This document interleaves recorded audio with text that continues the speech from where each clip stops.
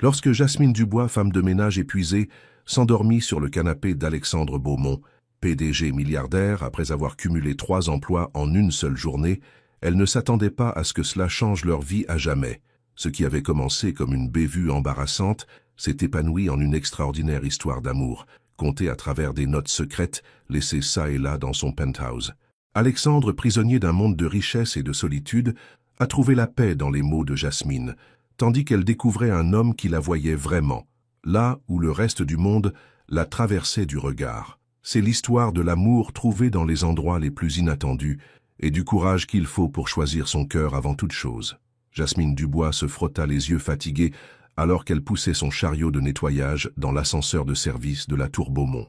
C'était un jeudi soir, et c'était son 3e emploi de la journée. Elle était debout depuis 4h30 du matin, nettoyant des chambres d'hôtel à travers Paris, puis avait passé l'après-midi à s'occuper de Madame Dubois, une femme âgée souffrant d'arthrite qui avait besoin d'aide pour tout, de la cuisine à la toilette. Maintenant, à 19h, elle commençait son service du soir en nettoyant l'appartement-terrasse d'Alexandre Beaumont, le PDG des hôtels Beaumont. Elle ne se plaignait jamais, cependant. Se plaindre ne paierait pas les factures. « Tenez la porte, s'il vous plaît » cria une femme. Jasmine appuya rapidement sur le bouton, retenant l'ascenseur pour une cadre supérieure élégamment vêtue. La femme salua à peine Jasmine en entrant, les yeux rivés sur son téléphone. C'était typique dans cet immeuble. Le personnel de nettoyage aurait tout aussi bien pu être invisible. Alors que l'ascenseur montait vers le dernier étage, Jasmine pensa à son grand-père. Cela faisait 2 ans que le pasteur Dubois était décédé, la laissant seule au monde. Il l'avait élevée après la mort de ses parents, dans un accident de voiture, quand elle n'avait que 8 ans. « Le travail acharné et la foi, ma petite Jazzy, » disait-il. « C'est ce qui te permet de traverser les moments difficiles. » Elle travaillait assurément dur. La foi, en revanche, était parfois plus difficile à conserver. Les portes de l'ascenseur s'ouvrirent au niveau du penthouse.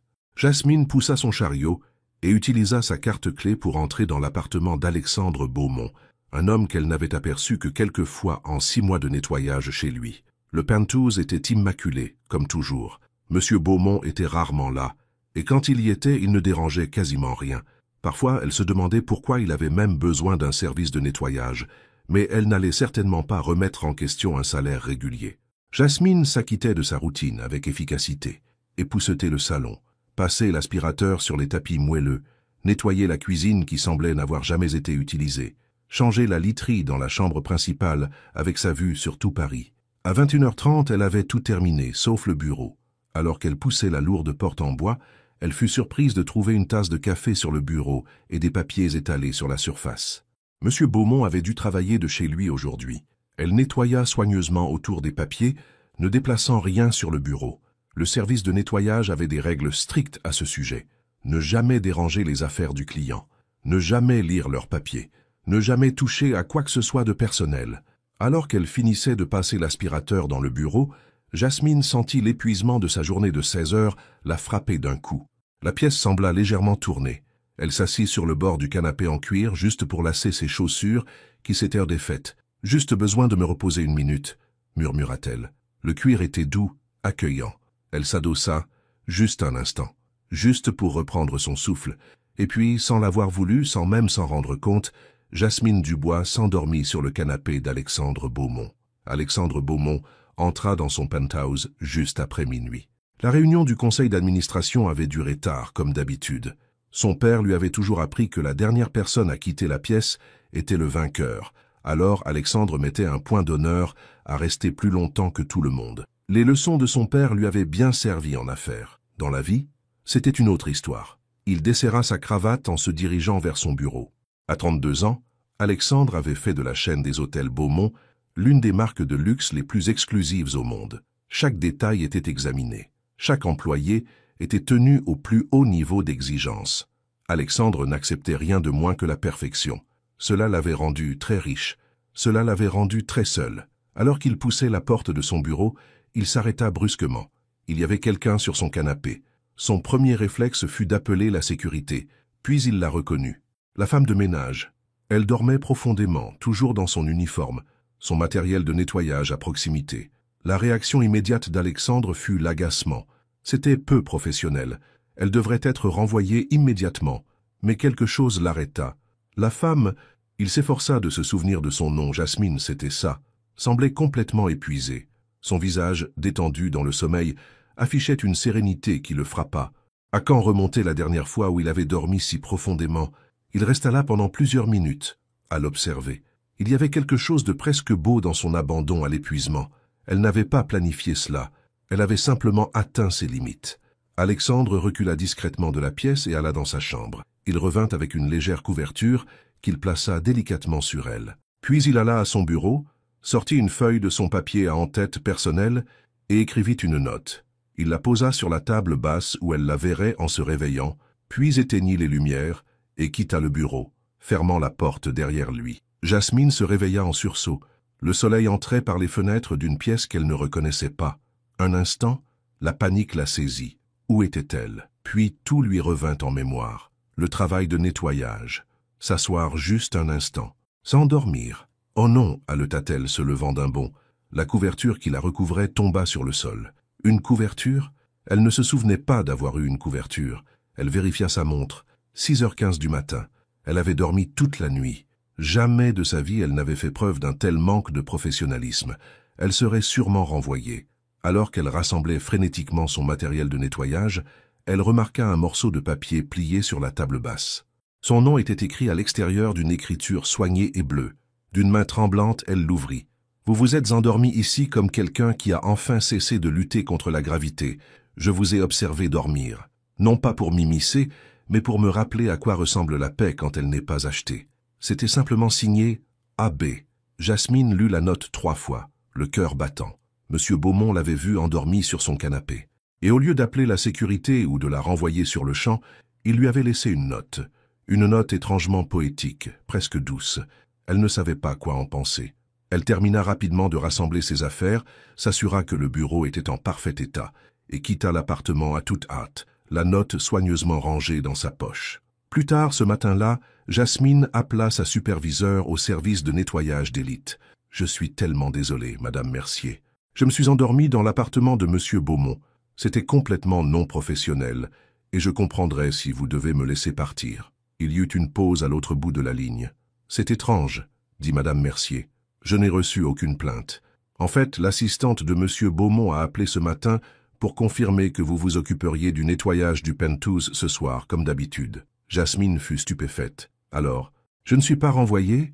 Pas à moins que vous ne le souhaitiez, dit Madame Mercier. Y a-t-il autre chose que je devrais savoir? Non, non, dit rapidement Jasmine. Je voulais juste être honnête sur ce qui s'est passé. Cela ne se reproduira plus. Après avoir raccroché, Jasmine s'assit sur le bord de son lit, dans le petit appartement qu'elle avait partagé avec son grand-père. Les murs étaient toujours couverts de ses versets bibliques préférés et de photos de famille. Elle sortit la note de Monsieur Beaumont et la relut. Qu'est-ce que cela signifiait? Se moquait-il d'elle? Était-il gentil? En 6 mois, elle avait à peine aperçu l'homme, et il ne lui avait jamais parlé directement. Il était réputé dans toute l'entreprise pour être froid, exigeant et distant. Pourtant, la note semblait presque tendre. Ce soir-là, Jasmine retourna au penthouse, déterminée à être encore plus minutieuse et efficace. Elle ne ferait pas la même erreur 2 fois. L'appartement était vide, comme d'habitude. Elle suivit sa routine, nettoyant chaque pièce méticuleusement. Quand elle atteignit le bureau, elle hésita avant d'entrer. C'est là que cela s'était produit. Prenant une profonde inspiration, elle poussa la porte. La pièce était exactement comme elle l'avait laissée ce matin-là, sauf une chose. Sur la table basse se trouvait un autre morceau de papier plié. Encore une fois, son nom était écrit à l'extérieur. Elle le ramassa d'une main hésitante et lut « Vous travaillez plus dur que quiconque je n'ai jamais rencontré. Et pourtant, vous avez souri en dormant. J'envie cela. » C'était de nouveau signé « AB ». Jasmine s'assit sur le canapé, au même endroit où elle s'était endormie la nuit précédente. Monsieur Beaumont l'avait remarqué, vraiment remarqué, pas seulement comme quelqu'un qui nettoyait sa maison, mais comme une personne. À quand remontait la dernière fois où quelqu'un l'avait vraiment vue? Depuis la mort de son grand-père, elle s'était tellement concentrée sur la survie, sur le paiement des factures, sur le fait de rester à flot, qu'elle avait presque oublié ce que c'était que d'être vraiment vue. Quelque chose s'éveilla en elle, un sentiment qu'elle n'avait pas éprouvé depuis longtemps. L'espoir. Alexandre Beaumont était assis à l'arrière de sa voiture avec chauffeur, fixant son téléphone. Des dizaines de courriels exigeaient son attention, mais il ne pouvait se concentrer sur aucun d'entre eux. Ses pensées revenaient sans cesse à la femme de ménage, Jasmine Dubois. Il avait demandé à son assistante de consulter son dossier d'employé ce matin-là. 25 ans. Excellentes évaluations de performance, jamais en retard, jamais d'absence pour maladie, travaillant pour les services de nettoyage d'élite depuis 3 ans. Ce qu'il ne parvenait pas à comprendre, c'était pourquoi il lui avait laissé cette note, ou la deuxième ce soir. Alexandre ne faisait pas dans le personnel, il ne faisait pas dans l'émotionnel. Son père lui avait appris que les affaires étaient les affaires, et que les sentiments étaient une faiblesse qui pouvait être exploitée. Ne les laissez jamais voir qui vous êtes vraiment, avait répété son père d'innombrables fois. Gardez vos cartes près de vous. Alexandre avait suivi ce conseil toute sa vie, construisant des murs autour de lui si hauts que personne ne pouvait les escalader. Ses relations, rares qu'elles fussent, restaient superficielles. Les femmes étaient attirées par sa richesse et son pouvoir, non par lui. Non pas qu'il laissât quiconque s'approcher suffisamment pour connaître le vrai lui de toute façon. Alors pourquoi avait-il écrit ces notes à Jasmine Dubois? Peut-être était-ce la vulnérabilité de l'avoir endormie, complètement sans défense. Ou peut-être était-ce la prise de conscience que cette femme travaillait si dur, probablement pour une fraction de ce qu'il dépensait pour un seul dîner d'affaires. Quelle qu'en fût la raison, quelque chose chez Jasmine avait brisé ses défenses soigneusement construites. Et au lieu de reconstruire ses murs immédiatement, comme il l'aurait fait d'habitude, Alexandre se retrouva à vouloir créer une autre fissure, une autre ouverture. Il prit son téléphone et envoya un message à son assistante. « Assurez-vous que Jasmine Dubois est affectée au nettoyage du penthouse pour l'avenir prévisible. » Le lendemain, Jasmine arriva à l'appartement de Madame Dubois pour son service d'aide à domicile de l'après-midi. La femme âgée était assise dans son fauteuil préféré, regardant un feuilleton télévisé. « Vous rayonnez aujourd'hui, Jasmine ?» observa Madame Dubois en coupant le son de la télévision. « Quelque chose de bien est arrivé ?» Jasmine n'avait pas réalisé que ses émotions étaient si visibles. « Rien de spécial, » dit-elle, posant son sac et commençant à préparer le déjeuner de Madame Dubois. « Ne me dites pas ça, » dit la vieille dame avec un sourire. « J'ai vécu assez longtemps pour savoir quand quelqu'un a le pas léger. C'est un homme ?» Jasmine rit. « Pas exactement. Eh bien, quoi que ce soit, ça vous va bien. Vous travaillez trop dur, vous savez. Votre grand-père voudrait que vous ayez de la joie dans votre vie. » Jasmine marqua une pause à la mention de son grand-père. « Je sais, » dit-elle doucement. « J'essaie juste de joindre les deux bouts, comme il me l'a appris. »« Tans Salomon Dubois vous a appris plus que le simple travail acharné, » dit fermement Madame Dubois. « Il vous a appris la foi et l'amour, et à trouver la beauté dans ce monde.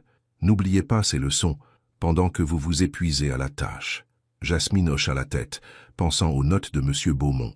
Peut-être était-il temps de se souvenir de ces autres leçons que son grand-père lui avait enseignées. Plus tard ce soir-là, alors qu'elle nettoyait le penthouse, Jasmine prit une décision.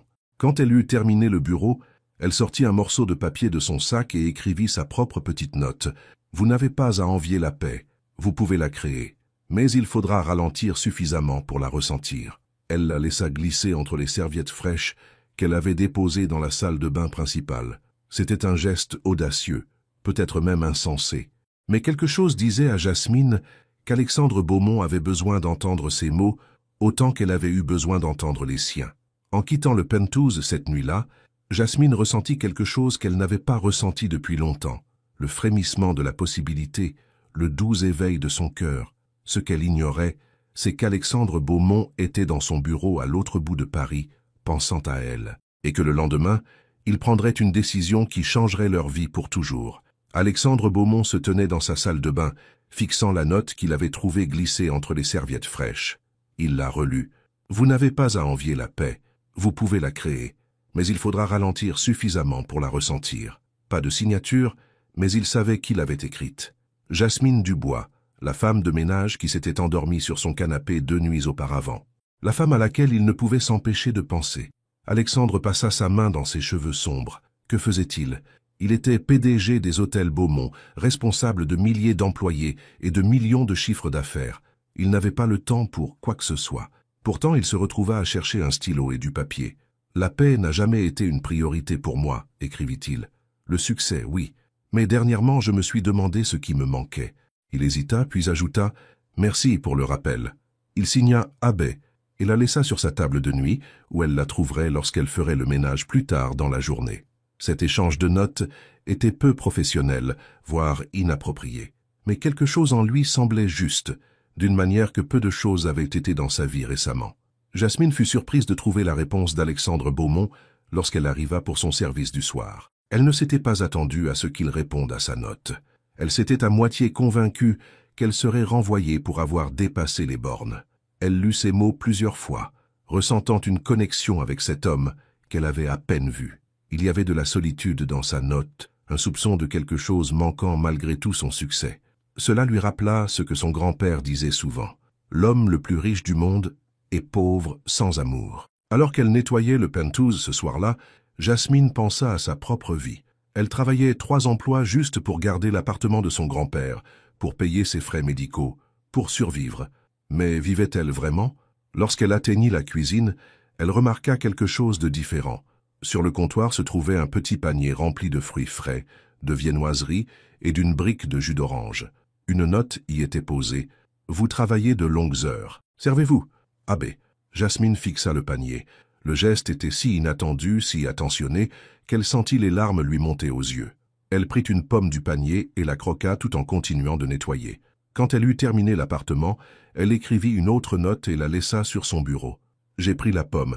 C'était la chose la plus douce que j'ai goûtée depuis longtemps. Le fruit et la gentillesse derrière. Merci. » Jasmine. C'était la première fois qu'elle signait de son nom. Le lendemain matin, Alexandre était assis dans son bureau d'angle au siège des hôtels Beaumont, essayant de se concentrer sur les rapports trimestriels. Les chiffres étaient bons, excellents en fait, mais il ne parvenait pas à se concentrer. Son assistante, Sophie, entra avec son emploi du temps de la journée. « Vous avez le comité exécutif à 10 heures, un déjeuner avec le maire de Paris à midi et la présentation marketing à 14 heures, dit-elle avec efficacité. Alexandre hocha la tête distraitement. « Tout va bien, monsieur Beaumont ?» demanda Sophie. En 5 ans de travail pour lui, elle ne l'avait jamais vu aussi distrait. « Très bien, » dit-il sèchement. Puis, après une pause, « Sophie, connaissez-vous la femme de ménage qui s'occupe de mon penthouse ?» Jasmine Dubois. Sophie parut surprise. « Pas personnellement, monsieur. Les services de nettoyage d'élite gèrent tout le personnel. Voudriez-vous que je leur en parle ?»« Non, » dit rapidement Alexandre. « J'étais juste curieux de son parcours. » Sophie haussa un sourcil, mais ne dit rien. « Ce sera tout, » dit Alexandre, se retournant vers ses rapports.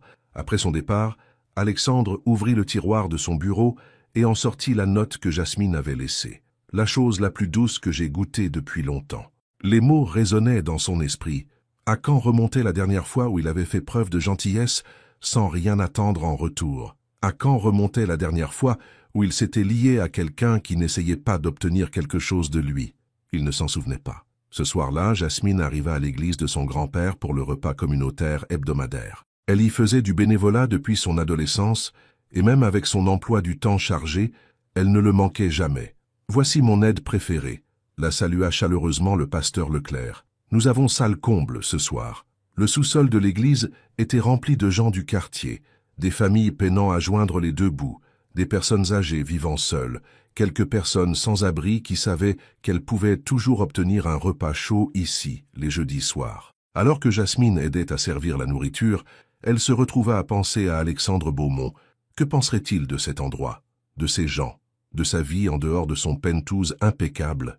Plus tard, alors qu'elle rangeait, le pasteur Leclerc s'approcha d'elle. « Tu sembles différente ces derniers temps, Jasmine, plus légère en quelque sorte. » Jasmine sourit. Le pasteur Leclerc avait été le plus proche ami de son grand-père. Il la connaissait mieux que presque personne. « J'ai beaucoup réfléchi à ce que papy disait sur la joie, même dans les moments les plus difficiles, » dit-elle. Salomon était un homme sage, hocha la tête le pasteur Leclerc. Il croyait aussi que chacun mérite la grâce, quelle que soit sa position dans la vie.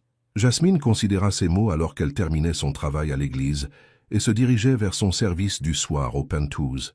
Quand elle arriva, elle trouva une autre note qui l'attendait. « Mon père m'a appris que le succès se mesurait à ce que l'on possède. Votre note m'a fait me demander s'il n'y avait pas d'autres mesures que j'avais ignorées. Abbé. » Jasmine serra la note contre son cœur.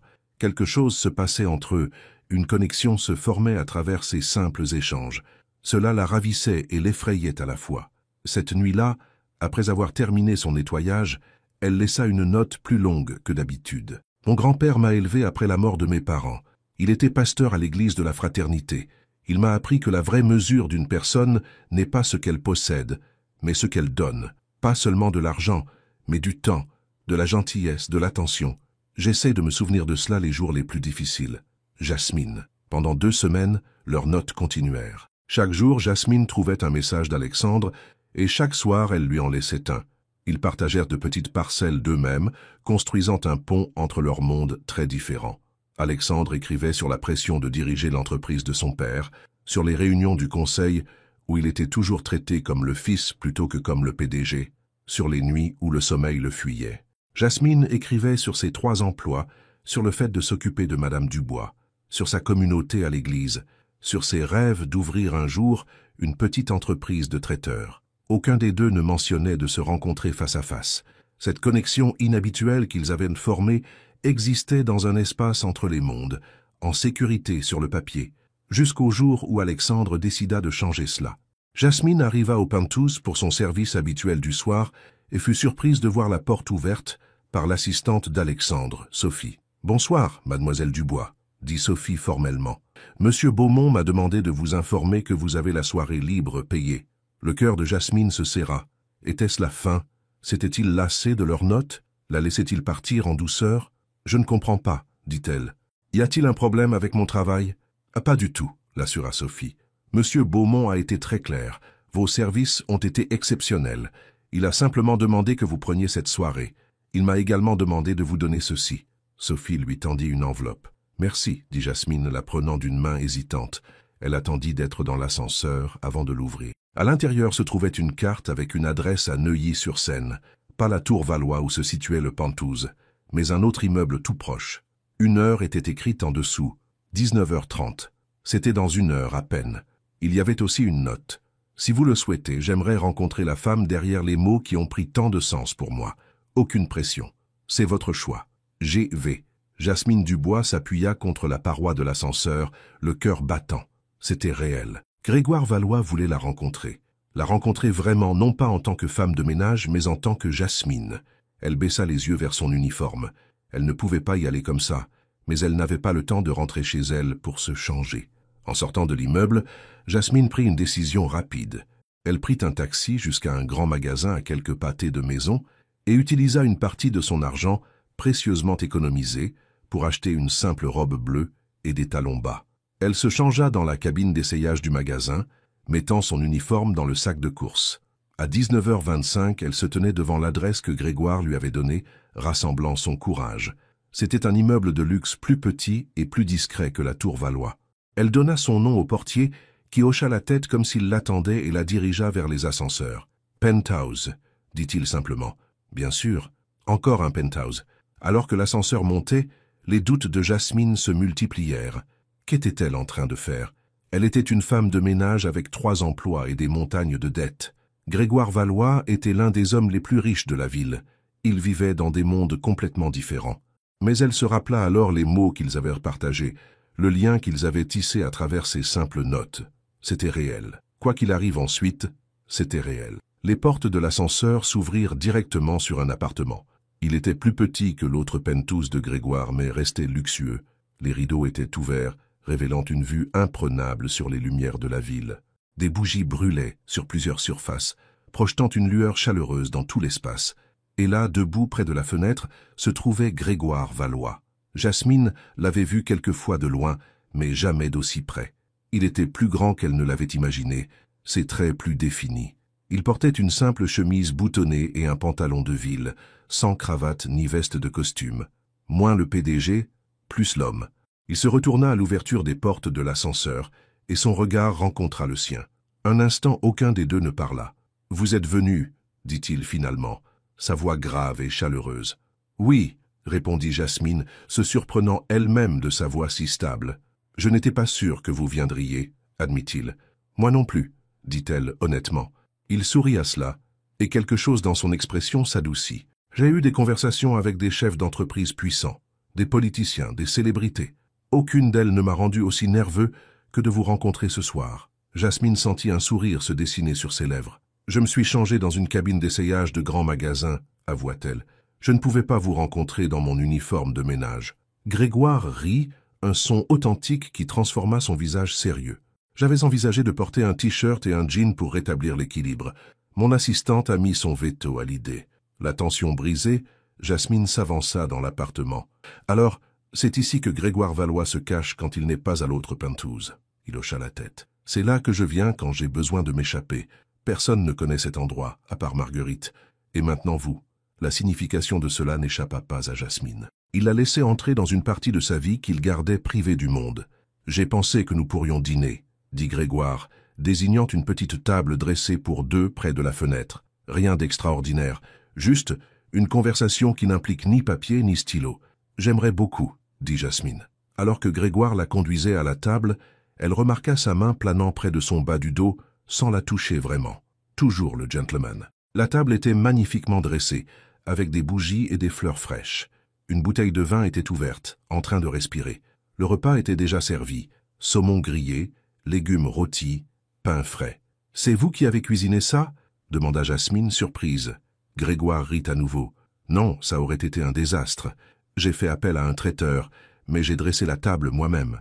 Très impressionnant, » taquina-t-elle. Alors qu'il s'asseyait, l'expression de Grégoire devint plus sérieuse. « Je n'arrête pas de me demander ce que je suis en train de faire, » admit-il. « Ce n'est pas dans mes habitudes. Je ne me connecte pas facilement aux gens. »« J'ai remarqué, » dit Jasmine. « Vous êtes connu pour être plutôt distant au travail. Vous avez entendu parler de moi. »« Le personnel de ménage parle, » dit-elle avec un petit sourire. « Vous êtes un peu une légende. Le patron exigeant qui remarque chaque détail, mais jamais les gens. » Grégoire grimaça. « Aïe, mais c'est juste. » Il marqua une pause. « Et pourtant, vous avez vu autre chose. »« J'ai vu vos notes, » dit simplement Jasmine. « J'ai vu l'homme qui a regardé une femme de ménage dormir et a pensé à la paix au lieu de la renvoyer. » Les yeux de Grégoire retinrent les siens. « Il y a quelque chose chez vous, Jasmine Dubois, quelque chose qui m'a donné envie d'en savoir plus. Quelque chose qui m'a donné envie d'être vue. » L'honnêteté de ces mots la toucha profondément. « Je pense que nous voulons tous ça, » dit-elle doucement, « être vraiment vus. » Ils dînèrent lentement, parlant de tout et de rien. Grégoire l'interrogea sur son grand-père, et Jasmine partagea des histoires de son enfance à l'église, de la communauté qui était devenue sa famille. Elle l'interrogea sur ses hôtels, et il lui parla de son rêve de créer des espaces où les gens ressentaient à la fois luxe et confort. La conversation coula facilement, comme s'ils se connaissaient depuis des années au lieu de quelques semaines. Les notes avaient jeté les bases qui soutenaient maintenant quelque chose de plus. Alors qu'ils terminèrent le dessert, un riche gâteau au chocolat que Jasmine déclara le meilleur qu'elle ait jamais goûté, Grégoire traversa la table et lui prit la main. « Je ne sais pas ce qui va se passer ensuite, » dit-il honnêtement. « C'est un territoire inconnu pour moi. »« Pour moi aussi, » admit Jasmine. « Je n'ai pas l'habitude de dîner avec les hommes dont je nettoie les pentouzes. » Grégoire sourit, mais ses yeux restèrent sérieux. « Je sais juste que je veux vous revoir. Pas comme ma femme de ménage, pas comme mon employé, mais comme vous, comme Jasmine. » La vulnérabilité dans sa voix l'émut. Cet homme puissant, ce PDG qui commandait un empire, s'ouvrait à elle, lui montrant une facette de lui-même que peu de gens, voire personne, n'avaient vue. « J'aimerais beaucoup, » dit-elle doucement. Alors qu'il la raccompagnait à l'ascenseur plus tard ce soir-là, Grégoire hésita, puis se pencha et l'embrassa doucement sur la joue. « Merci d'être venu ce soir, » dit-il, « d'avoir pris le risque de quoi que ce soit. » Jasmine sentit une chaleur se répandre en elle à son contact. « Merci pour l'invitation, » dit-elle, « et de me voir comme plus que la femme qui nettoie votre maison. » Alors que les portes de l'ascenseur se refermaient entre eux, Jasmine eut l'impression de se tenir au bord de quelque chose de nouveau et d'inattendu, quelque chose qui l'excitait et l'effrayait à la fois. Ce qu'elle ne savait pas, c'est que Grégoire ressentait exactement la même chose. Le lendemain matin, Marguerite entra dans le bureau de Grégoire avec son café habituel et s'arrêta net. Son patron souriait, vraiment souriant. À 8 heures du matin, un vendredi. « Bonjour Marguerite, » dit-il joyeusement. « Bonjour Monsieur Valois, » répondit-elle prudemment. « Vous vous sentez bien ?»« Jamais mieux, » dit-il. « Pouvez-vous libérer mon emploi du temps pour dimanche soir ?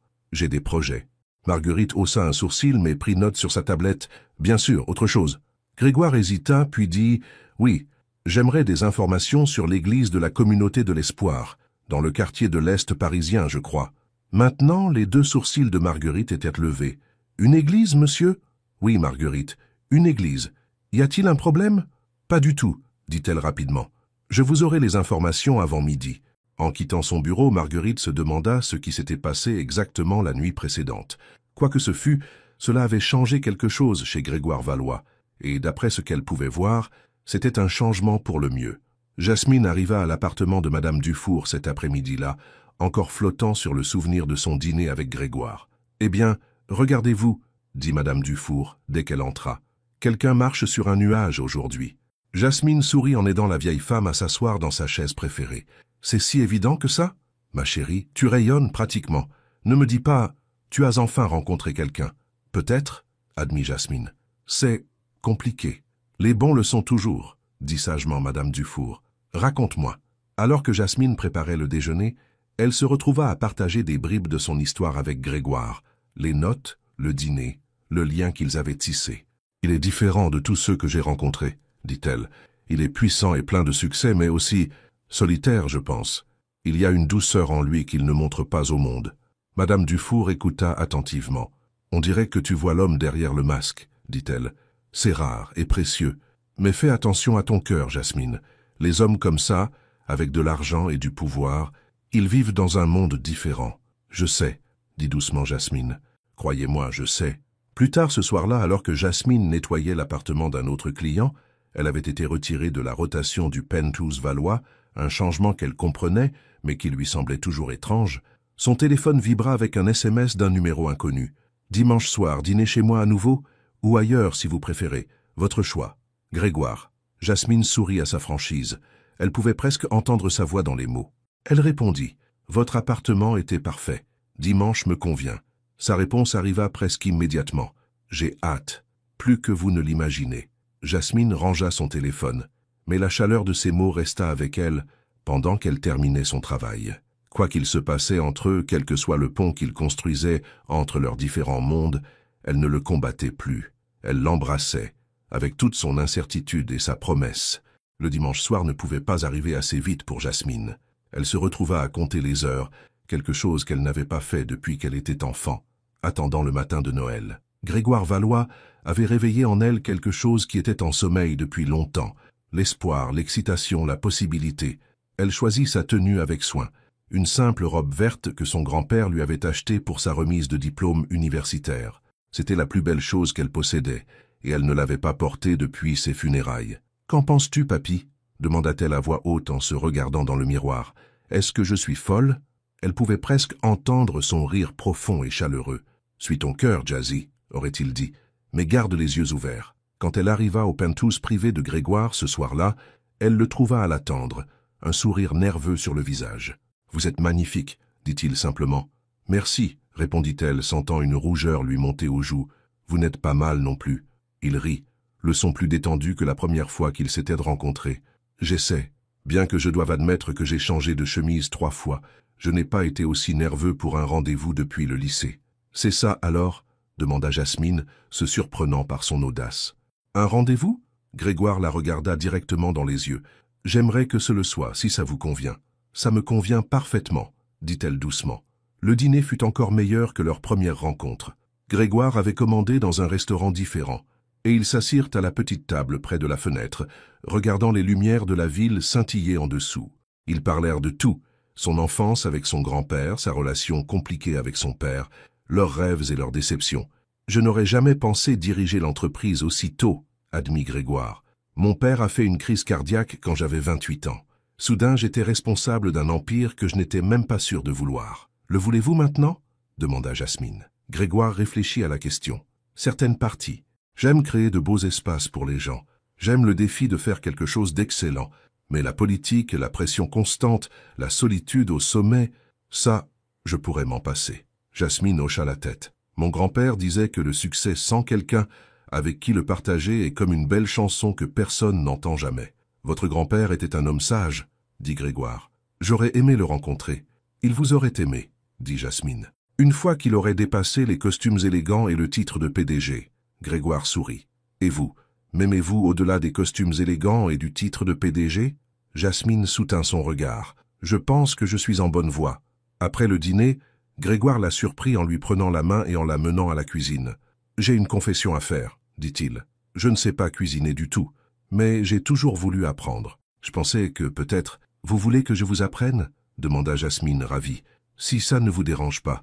Je sais que vous faites du traiteur pour l'un de vos emplois, et j'ai pensé... »« J'adorerais, » l'interrompit-elle. « Par où commençons-nous? Pendant l'heure qui suivit, Jasmine apprit à Grégoire à faire un dessert simple, des brownies au chocolat tiède avec une boule de glace vanille. Il était un élève étonnamment attentif, suivant ses instructions attentivement, riant quand il faisait des erreurs. Alors qu'ils étaient assis au comptoir, mangeant leur création, Grégoire la regarda avec une chaleur qui fit battre son cœur. « Merci, dit-il. »« Pour la leçon de cuisine ?» demanda-t-elle. « Pour ça, d'être venu ce soir, d'avoir écrit cette première note, de vous être endormi sur mon canapé. » Il lui prit la main. « D'avoir réveillé quelque chose en moi que je ne savais pas endormi. » Jasmine sentit des larmes lui monter aux yeux à la sincérité de sa voix. Lentement, lui laissant le temps de se retirer si elle le souhaitait, Grégoire se pencha et l'embrassa doucement sur les lèvres. C'était un baiser doux, tendre et interrogateur. Quand il recula, ses yeux cherchèrent les siens. « J'aimerais vous revoir, dit-il. Et encore après cela. Je veux tout savoir de vous, Jasmine Dubois. »« J'aimerais aussi, murmura-t-elle. Alors qu'il la raccompagnait à l'ascenseur, plus tard cette nuit-là, Grégoire demanda « Quand pourrais-je vous revoir? Je sais que vous êtes occupé avec vos emplois. »« Demain soir ?» suggéra Jasmine. « Je finis chez Madame Dufour à 18h. Je viendrai vous chercher, dit Grégoire, si ça vous va. »« Ça me va très bien, dit-elle, souriant tandis que les portes de l'ascenseur se refermaient entre eux. Les semaines suivantes passèrent à toute vitesse pour Jasmine. Grégoire s'immisça dans sa vie de multiples façons, grande et petite. Il la récupérait après ses quarts de travail chez Madame Dufour. Il lui apportait le déjeuner quand elle assurait des événements de traiteur le week-end. Il lui envoyait des SMS tout au long de la journée, de petits messages qui la faisaient sourire. Pour leur troisième rendez-vous, il la surprit en l'emmenant dans un petit restaurant italien familial, au lieu des endroits chics qu'il fréquentait habituellement. « Comment avez-vous trouvé cet endroit ?» demanda-t-elle, tandis qu'il savourait les meilleures pâtes qu'elle n'ait jamais goûtées. « Des recherches, » dit Grégoire avec un sourire. « J'ai demandé où l'on trouvait la meilleure cuisine italienne en ville qui ne coûte pas le salaire d'une semaine. Le fait qu'il ait fait cet effort, qu'il ait essayé de trouver des endroits où elle se sentirait à l'aise, la toucha profondément. « Vous n'étiez pas obligé de faire ça, dit-elle. « Je l'ai voulu, répondit-il simplement. « Je veux que vous profitiez de notre temps ensemble, sans vous soucier du prix du vin. » Plus tard ce soir-là, alors qu'il se promenait main dans la main dans un parc voisin, Grégoire s'arrêta et se tourna vers elle. « Il y a quelque chose que je dois vous dire, » dit-il, son expression sérieuse. Jasmine sentit un frisson d'anxiété. « Qu'est-ce que c'est ?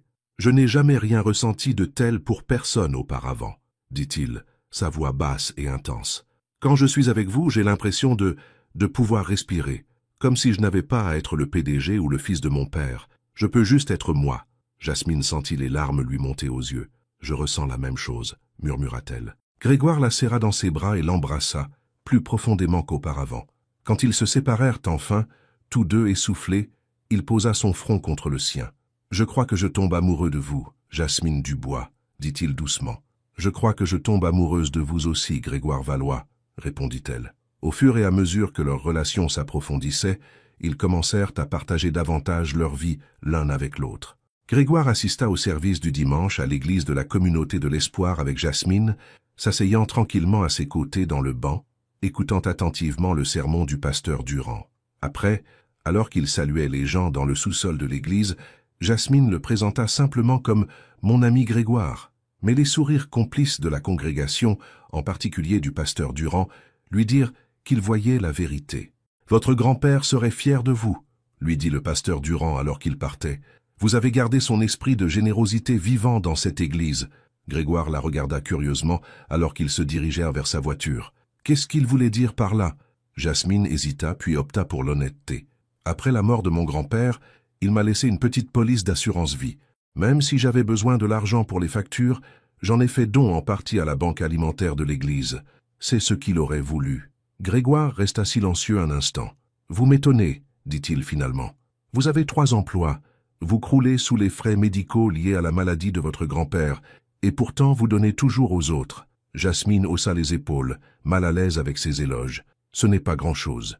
C'est juste ce que nous faisons les uns pour les autres. » Grégoire lui prit la main. « C'est énorme. Vous êtes une personne extraordinaire, Jasmine Dubois, et je suis l'homme le plus chanceux du monde de vous avoir trouvé. » La semaine suivante, Grégoire invita Jasmine à l'accompagner à un gala de bienfaisance, sa première apparition publique en tant que sa cavalière. Elle était nerveuse à l'idée de rencontrer ses collègues et amis, à l'idée de s'intégrer dans son monde de richesse et de privilèges. « Et s'il ne m'aime pas ?» demanda-t-elle, en essayant la 5e robe dans la boutique où Grégoire avait insisté pour l'emmener. « Alors ce sont des idiots, dit fermement Grégoire, et je ne fréquente pas les idiots. » Jasmine rit, mais son anxiété persistait. « Vous savez ce que je veux dire. Je ne suis pas de votre monde, Grégoire. Je nettoie des maisons pour vivre. » Grégoire lui prit les mains. « Vous êtes la personne la plus authentique, travailleuse et généreuse que j'ai jamais rencontrée. Quiconque ne voit pas à quel point vous êtes incroyable ne mérite pas de vous connaître. » Ces mots lui donnèrent du courage, et elle choisit une robe noire simple mais élégante qui la fit se sentir à la fois belle et confiante. Le soir du gala, Grégoire vint la chercher dans sa voiture avec chauffeur. Quand il la vit, ses yeux s'écarquillèrent. « Vous êtes à couper le souffle, » dit-il la voix rauque. Jasmine sourit, admirant son smoking parfaitement ajusté. « Vous n'êtes pas mal non plus. » Alors qu'ils entrèrent dans la grande salle de bal de l'hôtel Plaza Valois, Jasmine sentit les regards des autres invités sur eux. Grégoire garda sa main dans le bas de son dos, un geste protecteur et possessif qui lui donna de la force. « Grégoire, vous voilà !» Une femme grande et élégamment vêtue s'approcha d'eux, embrassant Grégoire dans l'air sur les 2 joues. « Nous commencions à penser que vous ne veniez pas. »« Je n'aurais manqué ça pour rien au monde, Victoire, » dit Grégoire avec aisance. « Puis-je vous présenter Jasmine Dubois ? Jasmine, voici Victoire Dubois-Lavoisier, notre directrice marketing. » Les sourcils parfaitement dessinés de Victoire se levèrent légèrement tandis qu'elle évaluait Jasmine. « Enchantée, dit-elle, bien que son ton suggérât le contraire. « Et comment vous êtes-vous rencontrés ? Je ne crois pas vous avoir vu à nos événements professionnels auparavant, mademoiselle Dubois. » Avant que Jasmine ne puisse répondre, Grégoire dit « Jasmine et moi nous sommes rencontrés chez moi. Elle m'a vu d'une manière que personne d'autre n'a jamais vue. » Victoire parut confuse, mais Grégoire se contenta de sourire et guida Jasmine plus loin. « Ignorez-la, » murmura-t-il. « Elle essaie de me caser avec sa nièce depuis des années. » Tout au long de la soirée, Jasmine rencontra des dizaines de collègues et d'associés de Grégoire. Certains, comme Victoire, étaient clairement curieux de ses origines. D'autres étaient chaleureusement accueillants, surtout Marguerite, l'assistante de Grégoire, qui lui serra la main et murmura « Je ne l'ai jamais vu aussi heureux. » À mi-chemin de la soirée, alors que l'orchestre jouait une chanson lente, Grégoire conduisit Jasmine sur la piste de danse. « Passez-vous un moment horrible ?» demanda-t-il, tandis qu'il se balançait au rythme de la musique. « Pas horrible, » dit-elle avec un petit sourire. « Juste accablant. Tout le monde ici est si privilégié, hautain, ennuyeux, » suggéra Grégoire. Jasmine rit. « J'allais dire raffiné. Ils semblent tous savoir exactement quoi dire, quoi porter, quelle fourchette utiliser. C'est une comédie, » dit Grégoire. « Croyez-moi, la moitié d'entre eux croulent sous les dettes pour maintenir les apparences. Et l'autre moitié sont malheureux malgré leur argent. Et dans quelle moitié vous situez-vous » demanda doucement Jasmine. Grégoire la regarda, les yeux sérieux. « Jusqu'à ce que je vous rencontre, probablement la moitié malheureuse. Maintenant, je suis dans une catégorie à part. » Il se pencha et l'embrassa, là sur la piste de danse, devant tout le monde. Quand il recula, Jasmine vit un flash d'appareil photo. Quelqu'un avait pris une photo. « Devrions-nous nous inquiéter de ça ?»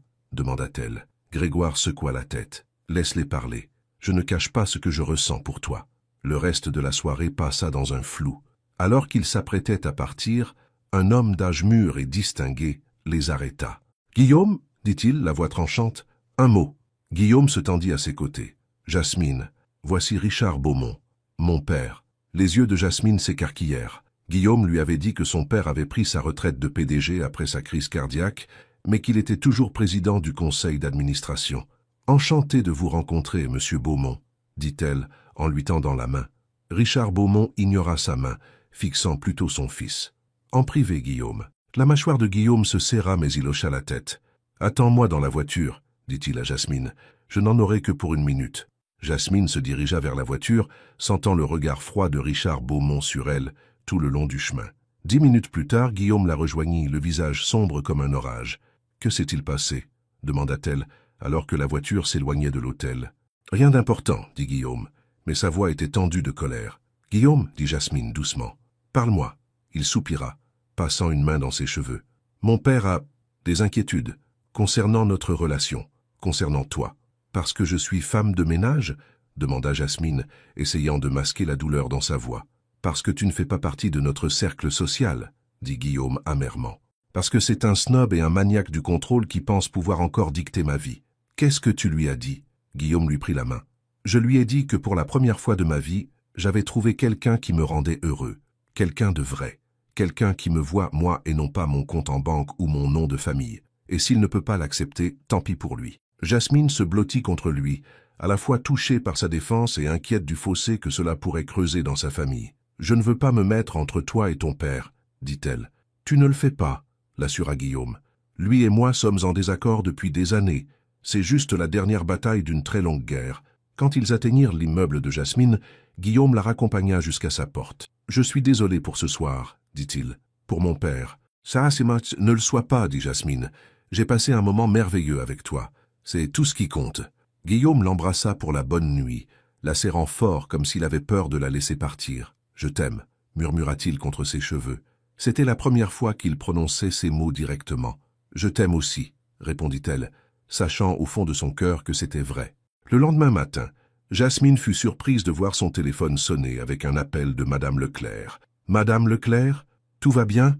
répondit-elle, inquiète, car la vieille dame l'appelait rarement. « Oh, Jasmine, ma chère, » dit Madame Leclerc, la voix légèrement tremblante, « je voulais juste te prévenir. Tu es dans le journal. »« Quoi ?» Jasmine sentit son estomac se nouer. « Dans les pages des potins de Paris Match. Il y a une photo de toi et d'un homme qu'ils appellent le magnat de l'hôtellerie Guillaume Beaumont. L'article, ce n'est pas très gentil, ma chère. » Les mains tremblantes, Jasmine raccrocha et alla en ligne pour trouver l'article. Il était là, une photo d'elle et de Guillaume s'embrassant sur la piste de danse sous le titre « L'héritier Beaumont et son histoire de Cendrillon, le PDG craque pour une femme de ménage ». L'article était court mais cinglant, la décrivant comme une inconnue de Belleville qui travaille comme femme de ménage dans l'appartement terrasse de Guillaume Beaumont. Il citait une source anonyme, affirmant que la relation était une passade et peu susceptible de durer une fois la nouveauté passée. Jasmine eut la nausée. Elle savait qu'il y aurait des rumeurs, mais le voir noir sur blanc, si méprisant envers elle, et ce qu'elle partageait avec Guillaume, était douloureux. Son téléphone sonna de nouveau. C'était Guillaume. « Tu l'as vu ?» demanda-t-il sans préambule. « Oui, » dit-elle doucement. « Je suis tellement désolée, Jasmine. C'est précisément pourquoi j'ai évité les relations sous les feux des projecteurs. La presse peut être cruelle. Ce n'est rien, dit-elle, même si ce n'était pas le cas. Je savais à quoi m'attendre. Non, ce n'est pas rien, dit Guillaume fermement. J'ai déjà appelé le rédacteur en chef du journal. Ils publieront une rétractation et des excuses. Tu n'as pas à faire ça. Si, je le dois, l'interrompit-il. Personne ne parle de la femme que j'aime de cette façon. Personne. Sa protectivité la réchauffa, mais l'article avait semé le doute dans son esprit. N'était-elle qu'une nouveauté pour Guillaume? Une histoire de Cendrillon qui finirait par se terminer?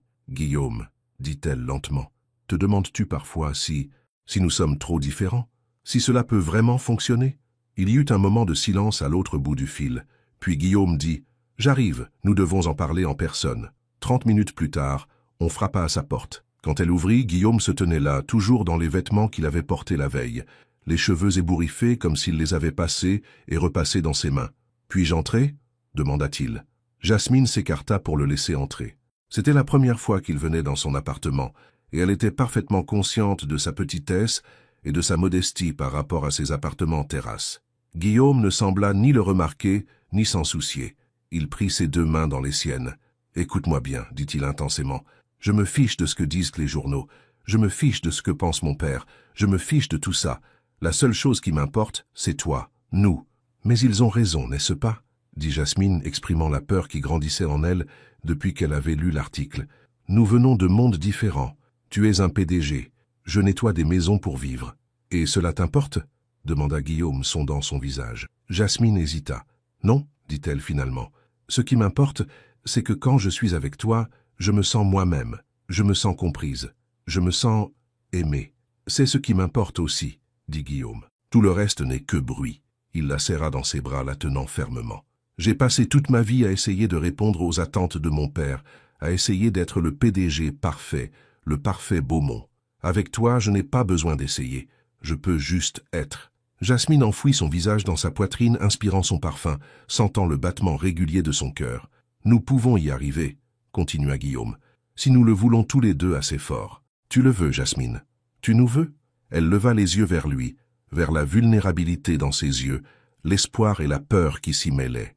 À cet instant, elle vit au-delà de la richesse, au-delà du privilège, l'homme en dessous, l'homme qui l'avait regardé dormir et avait pensé à la paix, l'homme qui lui écrivait des mots et était tombé amoureux de ces mots, l'homme qui la regardait maintenant comme si elle tenait son monde entier entre ses mains. « Oui, dit-elle doucement, je nous veux. » Le sourire de Guillaume fut comme le soleil perçant les nuages. Il l'embrassa alors, un baiser plein de promesses et de possibilités. Quand ils se séparèrent enfin, Guillaume dit « J'ai une idée. Partons pour un week-end. Quelque part de tranquille, loin des journaux et des rumeurs, et de la désapprobation de mon père. Juste toi et moi. » « Je ne peux pas partir comme ça, » protesta Jasmine. « J'ai des emplois, des responsabilités. »« Un seul week-end, » supplia Guillaume. « Je te paierai tout ce que tu aurais gagné.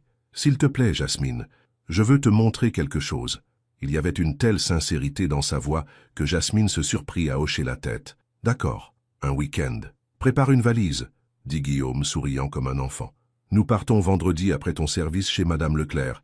Je viendrai te chercher. » Alors qu'il quittait son appartement, pratiquement bondissant d'excitation, Jasmine sentit ses doutes commencer à s'estomper. Quels que soient les défis qu'ils affrontaient, quelles que soient les différences qui existaient entre eux, le lien qu'ils partageaient était réel. Cela valait la peine de se battre. Le vendredi arriva vite. Fidèle à sa parole, Guillaume vint chercher Jasmine après son service chez Madame Leclerc. « Où allons-nous » demanda-t-elle alors qu'ils sortèrent de la ville. « C'est une surprise » dit Guillaume, un sourire mystérieux jouant sur ses lèvres. 2 heures plus tard, ils tournèrent sur un chemin privé qui serpentait à travers une magnifique campagne. Au bout du chemin se dressait une charmante ferme, entourée de jardins et d'un petit verger. « Quel est cet endroit » demanda Jasmine, alors que Guillaume garait la voiture. « La maison de ma grand-mère, » dit-il, avec une douceur dans la voix qu'elle n'avait jamais entendue auparavant. « Le seul endroit où j'ai été vraiment heureux enfant. » Il la conduisit à l'intérieur, où un feu brûlait déjà dans la cheminée. La maison était douillette et accueillante, remplie de meubles confortables et de photos de famille. « Ma grand-mère me l'a laissée à sa mort, » expliqua Guillaume. « Mon père voulait la vendre. Il disait qu'elle n'était pas assez grandiose pour une propriété Beaumont, mais j'ai refusé. C'est le seul endroit au monde qui est vraiment à moi, pas une partie de l'Empire Beaumont. » Jasmine se promena dans le salon regardant les photos. L'une attira son attention, un jeune garçon avec les yeux de Guillaume, souriant largement en tenant un poisson. « C'est toi » demanda-t-elle. Guillaume hocha la tête, venant se tenir à côté d'elle. « Moi et ma grand-mère. Elle m'a appris à pêcher dans l'étang derrière. Mon père détestait que je rentre à la maison sentant l'appât et l'eau de l'étang. »« Elle a l'air gentille, » dit Jasmine, étudiant la femme âgée sur la photo, qui avait son bras autour des épaules du jeune Guillaume, son sourire aussi large que le sien. « C'était la personne la plus gentille que j'ai jamais connue, » dit Guillaume, « jusqu'à ce que je te rencontre. » Il lui fit visiter le reste de la maison. La cuisine où sa grand-mère lui avait appris à faire des biscuits, la chambre qui avait été la sienne lors des visites d'été, le porche arrière où il s'était assis sur des rocking-chairs à regarder les lucioles. « Je n'ai jamais amené personne ici auparavant, » admit Guillaume alors qu'il se tenait sur le porche, regardant le jardin baigné de clair de lune. « Cela a toujours été mon sanctuaire privé. » Jasmine lui serra la main. « Merci de le partager avec moi. » Plus tard, alors qu'ils étaient allongés ensemble dans l'ancienne chambre de sa grand-mère, Jasmine recroquevillée contre le flanc de Guillaume, elle ressentit une paix qu'elle n'avait pas connue depuis des années. Ici, loin de la ville, loin des différences de leur vie, il n'y avait que deux personnes qui s'étaient retrouvées contre toute attente. « Je t'aime » murmura Guillaume dans l'obscurité. « Je t'aime aussi » répondit Jasmine, et s'endormit dans ses bras, se sentant vraiment en sécurité pour la première fois depuis la mort de son grand-père. Le reste du week-end passa dans un tourbillon de bonheur. Ils cuisinèrent ensemble dans la vieille cuisine. Guillaume lui apprit à pêcher dans l'étang. Ils cueillirent des pommes dans le verger et firent une tarte en utilisant la recette de sa grand-mère. Ils marchèrent, main dans la main, à travers la campagne, parlant de tout et de rien. Le dimanche après-midi, alors qu'ils se préparaient à retourner en ville, Guillaume prit les mains de Jasmine dans les siennes. « Je veux te demander quelque chose, » dit-il, sa voix sérieuse. Jasmine leva les yeux vers lui. « Qu'y a-t-il »« Ce week-end a été le plus heureux de ma vie, » dit Guillaume. « Être ici avec toi, dans cet endroit qui compte tant pour moi, cela m'a fait réaliser quelque chose. »« Quoi » demanda Jasmine, son cœur commençant à s'emballer. « Je veux plus de week-end comme celui-ci.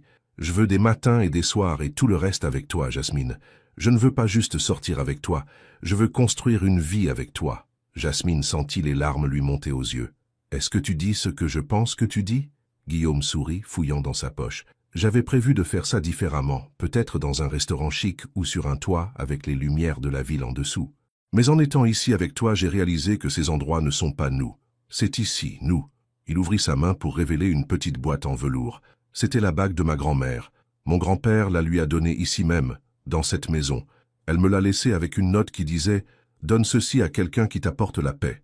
Guillaume se mit à genoux, ouvrant la boîte pour révéler une bague en diamant simple mais magnifique. « Jasmine Lefebvre, tu t'es endormie sur mon canapé et tu as réveillé quelque chose en moi que je ne savais pas endormi. Tu as apporté la paix dans ma vie alors que je ne savais même pas qu'il me manquait.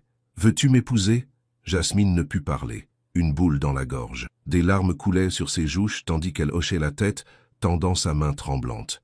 Guillaume glissa la bague à son doigt, puis se leva et la serra dans ses bras, l'embrassant profondément. « C'est un oui » demanda-t-il quand ils se séparèrent enfin, tous deux essoufflés. « Oui » murmura Jasmine, « oui, je t'épouserai. » Alors qu'ils rentraient en ville, Jasmine ne pouvait s'empêcher de regarder la bague à son doigt, ne pouvait arrêter la joie qui bouillonnait en elle. Elle allait épouser Guillaume Beaumont, l'homme derrière les mots, l'homme qui l'avait vu, vraiment vu, quand personne d'autre ne le faisait.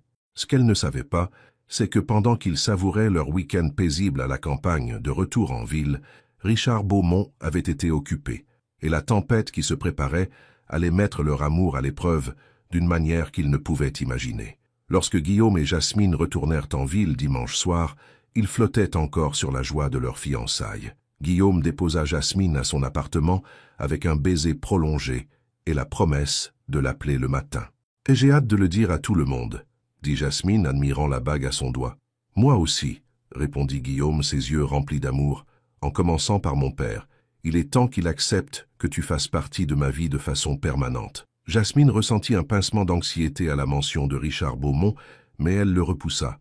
Rien ne pouvait ternir son bonheur ce soir. Dès que Guillaume arriva à son appartement-terrasse, il sut que quelque chose n'allait pas. Des lumières étaient allumées qu'il n'avait pas laissées. Son code de sécurité avait été forcé. Et assis dans son salon, un verre de son coûteux scotch à la main, se trouvait son père. « Je commençais à penser que tu ne rentrerais pas ce soir », dit Richard Beaumont froidement. La mâchoire de Guillaume se serra. « Que fais-tu dans mon appartement ?» Richard posa son verre et se leva. Même à 65 ans, il était une figure imposante, grand, distingué, avec les mêmes traits ciselés que son fils, seulement plus dur, plus sévère. « Je nettoie tes bêtises », dit Richard. « Comme d'habitude. De quoi tu parles ?»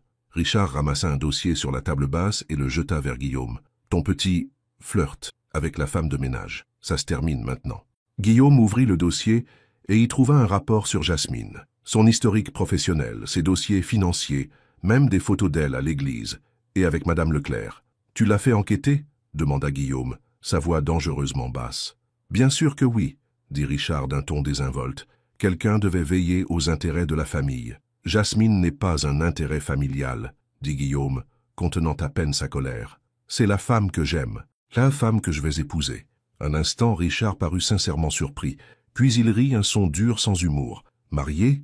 Tu ne peux pas être sérieux. Cette fille n'est personne, une femme de ménage avec 3 emplois et une montagne de dettes. Elle t'utilise, Guillaume, tu le vois bien, n'est-ce pas ? Sors, dit Guillaume, sa voix basse et contrôlée. Sors de chez moi tout de suite. L'expression de Richard se durcit. Tu fais une erreur. La seule erreur que j'ai commise a été de penser que tu pouvais te soucier de mon bonheur, répondit Guillaume. Maintenant, sors avant que j'appelle la sécurité. Richard ramassa son manteau. Ce n'est pas fini. Je ne te laisserai pas jeter tout ce que nous avons bâti pour une fille qui s'est endormie sur ton canapé. Après le départ de son père, Guillaume se servit un verre, les mains tremblantes. Comment Richard avait-il su que Jasmine s'était endormie? Qui lui avait dit? Il sortit son téléphone pour appeler Jasmine, puis s'arrêta. Il ne voulait pas l'inquiéter ce soir. Demain serait assez tôt pour gérer l'ingérence de son père. Jasmine se réveilla le lendemain matin, plus heureuse qu'elle ne l'avait été depuis des années. Elle admira sa bague de fiançailles à la lumière du matin, ayant encore du mal à croire que c'était réel. Alors qu'elle se préparait pour son travail de ménage du matin, son téléphone sonna. C'était Madame Leclerc. « Jasmine, ma chère, » dit la vieille dame, la voix tendue, « j'ai peur d'avoir de mauvaises nouvelles. Je n'aurai plus besoin de tes services. »« Quoi ?» demanda Jasmine, confuse. « Vous allez bien ?»« Je vais bien, » l'assura Madame Leclerc. « C'est juste, Mon fils a arrangé une infirmière à temps plein pour s'occuper de moi. À partir d'aujourd'hui, quelque chose dans son ton rendit Jasmine méfiante. « Madame Leclerc, est-ce qu'il s'est passé quelque chose ?» Cela semble très soudain. Il y eut une pause. « Je ne devrais probablement pas te dire ça, » dit Madame Leclerc finalement. « Mais un homme est venu me voir hier. Il a dit qu'il représentait la famille Beaumont et a proposé de payer une infirmière à temps plein si je te laissais partir. » Jasmine eut l'impression d'avoir reçu un coup de poing dans l'estomac. « Un homme ? S'appelait-il Richard Beaumont ?»« Oui, c'est ça, » confirma Madame Leclerc. « Je suis tellement désolée, ma chère. J'ai essayé de refuser, mais mon fils a pensé que c'était une trop belle opportunité pour la laisser passer. » Après avoir raccroché, Jasmine s'assit au bord de son lit, stupéfaite. Pourquoi le père de Guillaume ferait-il ça, et qu'avait-il fait d'autre? Son téléphone sonna de nouveau. C'était « Service de nettoyage d'élite ». « Mademoiselle Lefebvre, » dit sa superviseuse d'un ton sec, « je vous appelle pour vous informer que vos services ne sont plus requis chez aucun de nos clients. »« Quoi? Pourquoi ?» demanda Jasmine, le cœur serré. « Nous avons reçu des plaintes, » dit la femme vaguement, « et franchement, la publicité autour de votre relation avec Monsieur Beaumont a mis certains de nos clients mal à l'aise. En moins d'une heure, Jasmine avait perdu 2 de ses 3 emplois. Seul son poste de traiteur le week-end restait, et elle avait peur de vérifier si celui-là aussi avait disparu. Elle essaya d'appeler Guillaume, mais son appel tomba directement sur la messagerie vocale. Elle laissa un message, essayant d'empêcher la panique de transparaître dans sa voix. « Guillaume, c'est moi. Quelque chose se passe. J'ai perdu mes emplois. Je pense que ton père pourrait être derrière tout ça. Rappelle-moi, s'il te plaît. » À midi, Guillaume n'avait toujours pas rappelé. Jasmine était sur le point d'essayer de nouveau quand on frappa à sa porte. Quand elle ouvrit, elle trouva un homme âgé à l'allure distinguée, dans un costume coûteux. Elle le reconnut immédiatement du gala de charité. « Monsieur Beaumont, » dit-elle froidement. « Mademoiselle Lefebvre, » répondit Richard Beaumont avec un sourire forcé. « Puis-je entrer? Je crois que nous avons des choses à discuter. » Contre son meilleur jugement, Jasmine s'écarta pour le laisser entrer. Elle ne lui donnerait pas la satisfaction de l'avoir intimidé. Richard regarda autour de son petit appartement avec un dédain à peine dissimulé. « Charmant, » dit-il avec insincérité. « Que voulez-vous » demanda Jasmine directement. « Êtes-vous venu me dire que vous avez ruiné mes moyens de subsistance ?» Richard leva un sourcil. « Direct, n'est-ce pas ? Bien, alors je le serai aussi. » Il fouilla dans sa veste et en sortit une enveloppe. « Je veux que vous mettiez fin à votre relation avec mon fils. » Jasmine croisa les bras. « Et si je refuse ? Ce serait imprudent, » dit Richard avec douceur. « Voyez-vous, j'ai pris la liberté d'examiner votre situation financière. Vous avez 3 mois de retard sur votre loyer. Vous avez des factures médicales de la dernière maladie de votre grand-père que vous ne pourrez jamais payer avec vos revenus. Et maintenant, malheureusement, vous semblez être au chômage. » Jasmine sentit un froid la saisir. « Vous ne pouvez pas me menacer. »« Je ne vous menace pas, » dit Richard. « Je vous offre une solution. » Il tendit l'enveloppe. À l'intérieur se trouve un chèque de 250 000 €, assez pour payer vos dettes, trouver un nouvel appartement et même démarrer cette petite entreprise de traiteur dont vous rêvez. Malgré elle, Jasmine ressentit un moment de tentation. Ce genre d'argent résoudrait tant de problèmes. Mais ensuite, elle pensa à Guillaume, à l'amour dans ses yeux quand il l'avait demandé en mariage, et la tentation disparut. « Je ne veux pas de votre argent, » dit-elle fermement. « J'aime votre fils, et il m'aime. » Le visage de Richard se durcit. « L'amour? Que savez-vous de l'amour? Vous vous connaissez depuis quoi, 1 mois? 2? Ce n'est pas de l'amour, mademoiselle Lefebvre. C'est l'engouement d'un homme riche pour une jolie fille d'un milieu modeste. Ça ne durera pas. »« Vous avez tort, » dit Jasmine, retenant ses larmes. « Ce que Guillaume et moi avons est réel. »« Réel ?» ricana Richard. « Laissez-moi vous dire ce qui est réel. Le nom Beaumont, l'empire Beaumont, des générations de richesse et d'influence que mon fils est destiné à diriger. C'est ça qui est réel. Vous n'êtes qu'une distraction. » Jasmine releva le menton. « Si c'est vrai, alors pourquoi êtes-vous ici? Pourquoi faire tant d'efforts pour nous séparer ?» Un instant, Richard parut décontenancé, puis il retrouva son calme. « Parce que Guillaume a des responsabilités, envers l'entreprise, envers la famille. Il ne peut pas se permettre de tout gâcher pour une fantaisie romantique. »« Vous voulez dire qu'il ne peut pas se permettre de vous désobéir ?» rétorqua Jasmine. « C'est de ça qu'il s'agit vraiment, n'est-ce pas? Le contrôle. Vous ne supportez pas que Guillaume fasse ses propres choix. » Les yeux de Richard brillèrent de colère. « Vous ne savez rien de mon fils, ni de ce dont il a besoin. Je sais qu'il est bon et doux et attentionné d'une manière que vous n'avez jamais pris la peine de remarquer, » dit Jasmine. Je sais qu'il est seul au sommet de votre précieux empire. Je sais qu'il valorise la paix plus que le pouvoir. Et je sais qu'il m'aime. Alors prouvez-le, lança Richard. Si tu l'aimes vraiment, tu voudras ce qu'il y a de mieux pour lui. Et ce qu'il y a de mieux pour lui, c'est de rester l'héritier de l'Empire de la Croix, pas de tout gâcher pour une femme de ménage. Il posa l'enveloppe sur sa table basse. Le choix est vôtre, mademoiselle Dubois. Prenez l'argent et disparaissez de la vie de mon fils, ou regardez-moi démanteler tout ce qu'il a construit. Le conseil d'administration m'obéit, pas à lui. D'un seul mot, je peux le priver de son poste, de son influence, de tout ce qu'il a bâti. Vous feriez ça à votre propre fils? Demanda Jasmine, horrifiée. Pour le sauver de lui-même? Oui, dit Richard froidement. Vous avez jusqu'à demain pour décider. Après son départ, Jasmine s'effondra sur son canapé, les larmes coulant sur son visage. Richard détruirait-il vraiment la carrière de Guillaume? Pouvait-elle prendre ce risque? Elle regarda la bague à son doigt, la bague qui avait appartenu à la grand-mère de Guillaume. « Donnez ceci à quelqu'un qui vous apportera la paix », disait le mot. Jasmine savait ce qu'elle devait faire. Guillaume avait été en réunion toute la matinée, son téléphone éteint alors qu'il gérait une crise dans l'un des hôtels. Quand il consulta enfin ses messages et entendit la voix de Jasmine remplie d'une panique à peine contenue, il tenta immédiatement de la rappeler. Pas de réponse. Il quitta le bureau sans explication, se rendant directement à son appartement. Quand elle n'ouvrit pas la porte, une angoisse glaciale s'installa au creux de son estomac. Il appela le pasteur Durand au temple protestant de la paix, lui demandant s'il avait vu Jasmine. Personne ne l'avait vue depuis dimanche. Désespéré, Guillaume retourna à son penthouse pour réfléchir. En entrant, il remarqua quelque chose sur la console de l'entrée qui n'y était pas ce matin-là. Une petite boîte en velours. Les mains tremblantes, il l'ouvrit pour y trouver la bague de sa grand-mère et un mot. « Guillaume, je ne peux pas t'épouser. Nos mondes sont trop différents. Je me suis fait des illusions en pensant que cela pouvait fonctionner. S'il te plaît, n'essaie pas de me retrouver.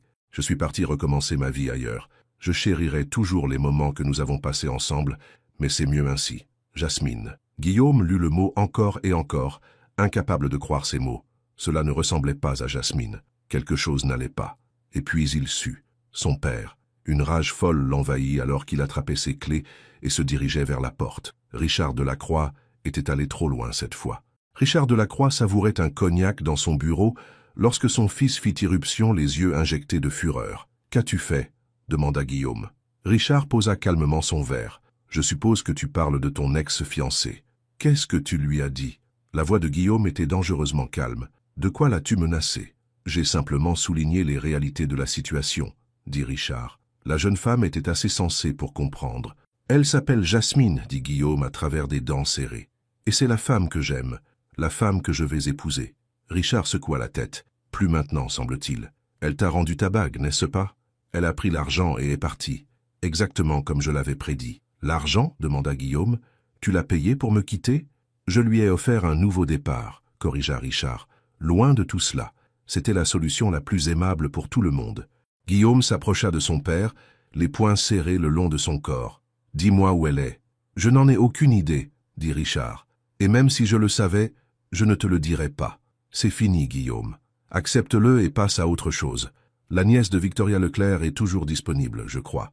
Un bien meilleur parti. » À ce moment-là, quelque chose se brisa en Guillaume. Le dernier fil de respect qu'il avait pour son père. La dernière obligation qu'il ressentait envers le nom de Lacroix. « Tu as contrôlé ma vie pour la dernière fois, » dit-il calmement. « Je démissionne. » Le sang-froid de Richard finit par craquer. « Tu quoi ? Je quitte l'entreprise.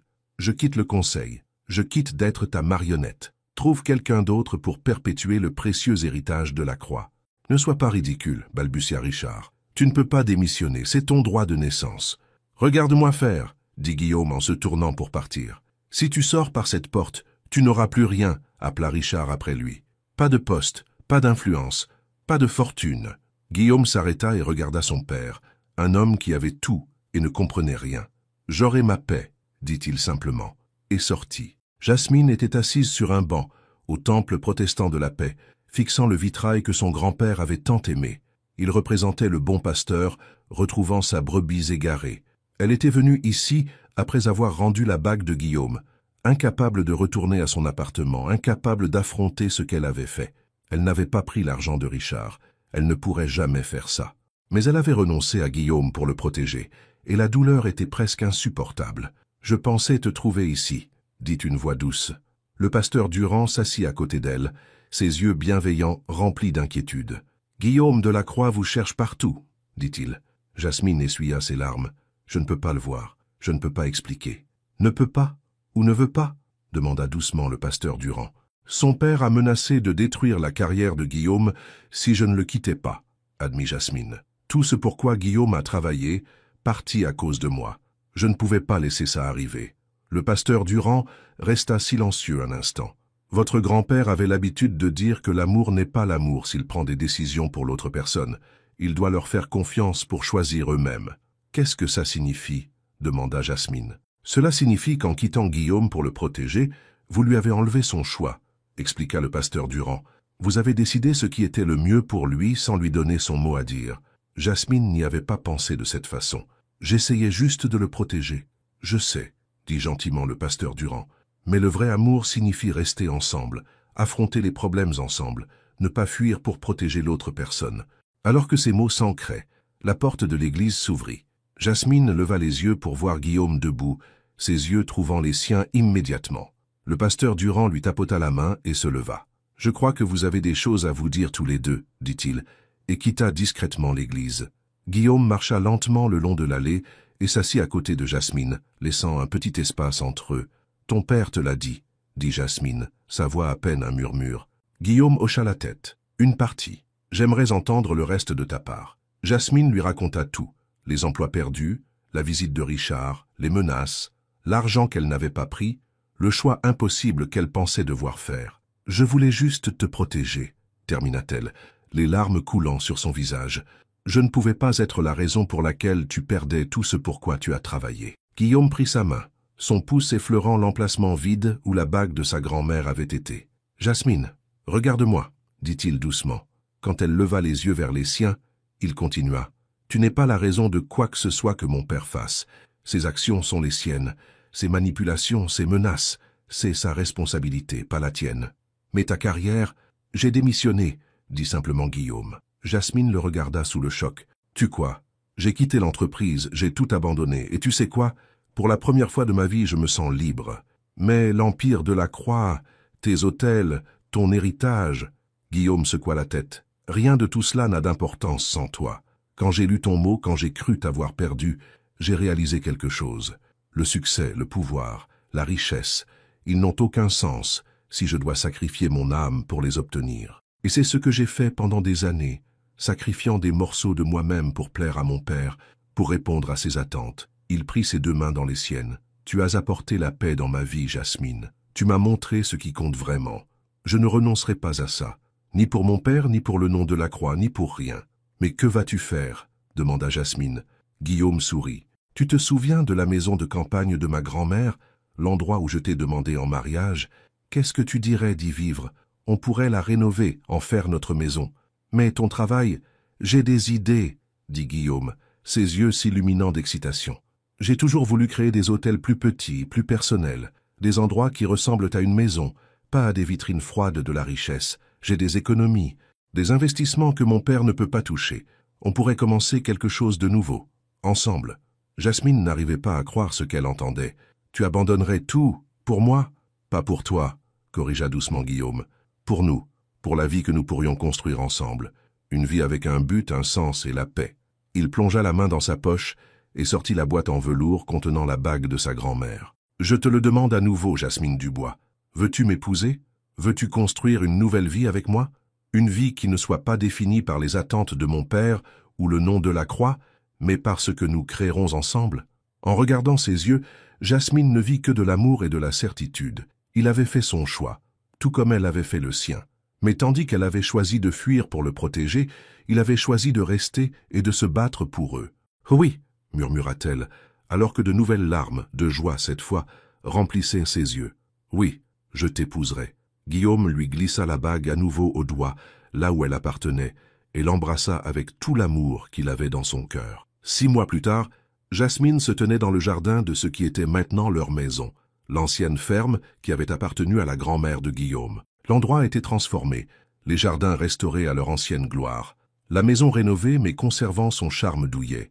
Elle regarda Guillaume montrer au pasteur Durand le petit étang où il prévoyait de construire un kiosque pour la cérémonie de mariage. Sa robe de mariée pendait à l'étage, simple mais magnifique, tout comme cet endroit qu'ils appelaient désormais leur foyer. Tant de choses avaient changé au cours des derniers mois. Guillaume avait lancé sa nouvelle entreprise hôtelière, de petits établissements de charme qui mettaient l'accent sur le service personnalisé et le confort plutôt que sur l'opulence. Le premier avait ouvert il y a 1 mois et avait reçu des critiques élogieuses. 2 autres étaient en développement. Jasmine avait utilisé son expérience en restauration pour créer des expériences culinaires, de la ferme à l'assiette, dans chaque établissement, en utilisant des ingrédients locaux et des recettes inspirées par la cuisine de la grand-mère de Guillaume. Ils travaillaient côte à côte, construisant quelque chose d'unique qui leur appartenait, et à la fin de chaque journée, ils retournaient à la ferme, à la paix. Richard Delacroix avait coupé tout contact avec son fils après la démission de Guillaume. L'empire de Lacroix continuait sans lui, froid et impersonnel, tandis que les nouvelles entreprises de Guillaume prospéraient avec chaleur et caractère. Madame Laurent avait renvoyé l'infirmière que Richard avait engagée et avait appelé Jasmine le jour même où Guillaume l'avait trouvée à l'église. Elle vivait maintenant dans un confortable cottage sur leur propriété où Jasmine continuait de l'aider à prendre soin d'elle 3 jours par semaine. « À quoi penses-tu » vint la voix de Guillaume alors qu'il l'enlaçait par derrière. Jasmine se pencha contre lui, sentant sa force solide, la sécurité de son amour. « Je pensais juste à la façon dont tout a commencé, » dit-elle, « avec moi qui m'endormais sur ton canapé. » Guillaume gloussa, son rire, un doux grondement contre son dos. « La meilleure mésaventure de nettoyage qui soit. »« Le regrettes-tu jamais ?» demanda-t-elle, se tournant dans ses bras pour lui faire face. « Avoir tout abandonné pour ça, pour moi ?» Guillaume regarda autour d'eux, la maison qu'ils avaient créée, puis retourna son regard vers la femme qui avait apporté la paix dans sa vie. « Je n'ai pas tout abandonné, » dit-il doucement. « J'ai gagné tout ce qui compte. » Il l'embrassa alors que le soleil couchant peignait le ciel de nuances d'or et de rose, projetant une douce lumière sur la ferme, les jardins et les 2 personnes qui avaient trouvé l'une en l'autre exactement ce dont elles avaient le besoin. « Tu t'es endormi sur mon canapé, » murmura Guillaume contre ses lèvres, et j'ai commencé à tomber amoureux. « Et je suis tombé depuis, » répondit Jasmine. Plus tard cette nuit-là, alors qu'ils étaient au lit, Jasmine posa sa tête sur la poitrine de Guillaume, écoutant le battement régulier de son cœur. À son doigt, la bague de sa grand-mère captait le clair de lune filtrant par la fenêtre. « Guillaume » dit-elle doucement. « répondit-il, déjà à moitié endormi. « Je suis enceinte. » Ses yeux s'ouvrirent en grand, et il la regarda avec émerveillement. « Vraiment ?» Jasmine hocha la tête, les yeux brillants de joie. « Vraiment. Nous allons avoir un bébé. » Guillaume la serra contre lui, submergé par l'émotion. « Une famille, murmura-t-il. Notre famille. » Alors que Jasmine s'endormait dans ses bras, elle pensa au chemin qui les avait menés jusqu'ici, d'un canapé de pentouse à ce lit de ferme, d'étranger à amant à partenaire, de la solitude à l'amour, tout ça parce qu'elle avait cessé de lutter contre la gravité. Juste un instant. Tout ça parce qu'il l'avait vue, vraiment vue, quand personne d'autre ne le faisait. Et en la voyant ainsi, ils avaient tous les 2 trouvé quelque chose qu'ils ne savaient même pas chercher, un amour qui apportait la paix, une paix qui ressemblait à la maison.